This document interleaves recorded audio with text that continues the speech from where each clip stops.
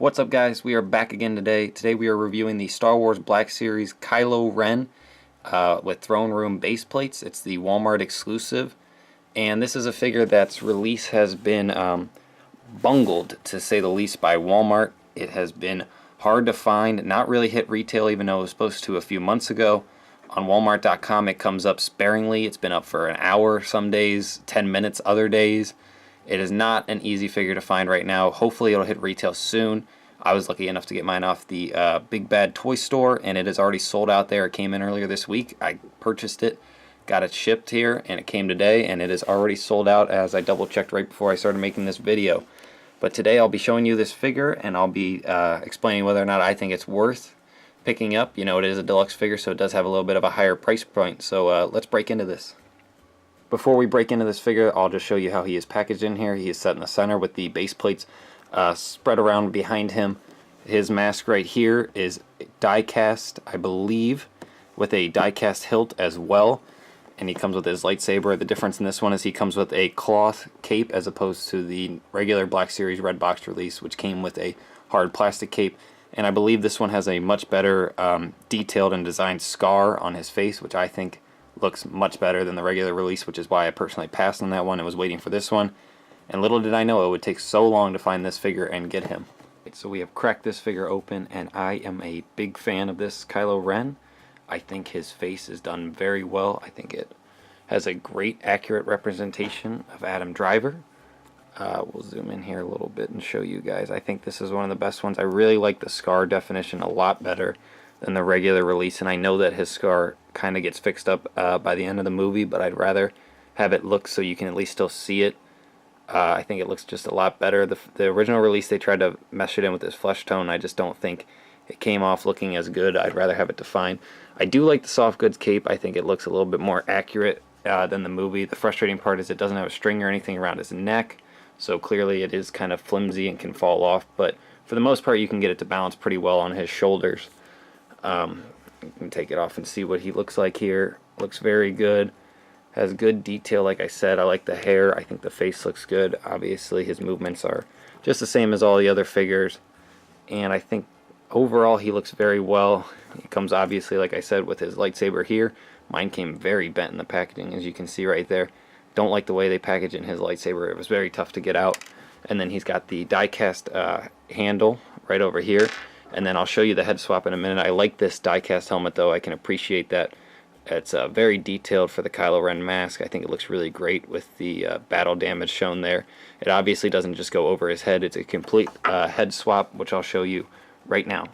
Alright, guys, so you can see here with the head swap, the Kylo Ren mask. I think it looks pretty good. I appreciate the die cast. I think it looks like a great helmet with the battle damage and whatnot.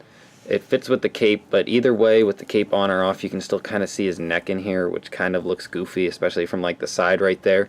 Looks a lot better with the straight on, you know, a little bit of overhead looking at it. You can't really see his neck there, so you can appreciate it. I think either way you choose to display this figure, though, with the mask on or with the Adam Driver facial representation unmasked, I think both look very good actually on this figure, aside from seeing the neck on this one. So here's what the base plate looks like, guys.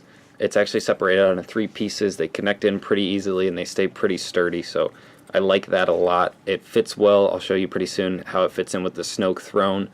His throne comes in right here, fits in perfectly. It's not like it connects to the throne, but the way it's cut, obviously it works perfectly.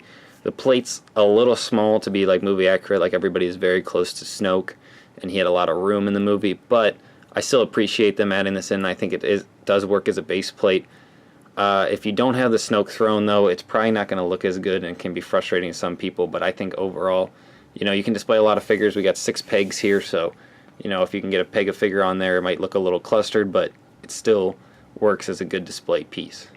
So here it is all kind of put together. You can see the base plate at the bottom connects in pretty well with Snoke's throne, and I think overall this all looks pretty good together. You know, you can put Praetorian guards on each side of Snoke.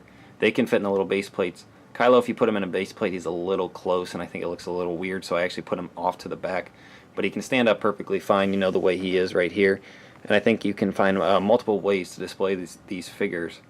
And I think altogether this looks pretty good as a set that can be put together. So for this shot here, I just kind of threw in the Rey Toys R Us exclusive from Crate, because I think that's a a little bit of a better figure than the original release, as I stated in my last video when I reviewed her.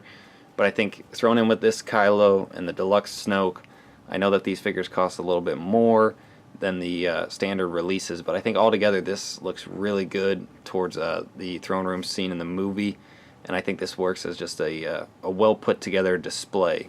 So overall, I gotta be honest, I really think this Kylo is a figure that everybody should try to pick up if they see it. Like I said in my last video, these exclusives go up in price pretty quick. Kylo's at a really high price right now on the secondary market because he's so hard to find retail and even online right now. But I think this figure, I think the head scan for Adam Driver, I think it looks very good, very accurate.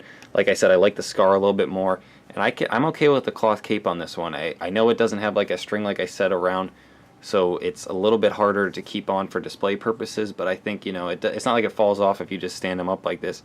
It stays on his shoulders pretty well, and altogether I just think this is a beautifully done figure.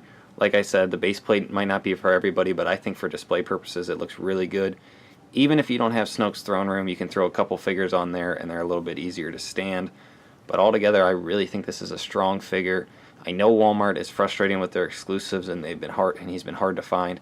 Hopefully he starts hitting retail soon, and if not, you can keep checking in on Walmart.com. Hopefully he comes in there soon as well. But if you do see this figure, I would advise and recommend picking him up. I think he's very well done, a very great figure, and the best Kylo Ren that has been made in the Black Series line so far. So as always, if you guys like this video, please leave a like, comment, subscribe, do whatever you want to do. Help me out, and I'll hopefully be able to make more reviews for you guys soon.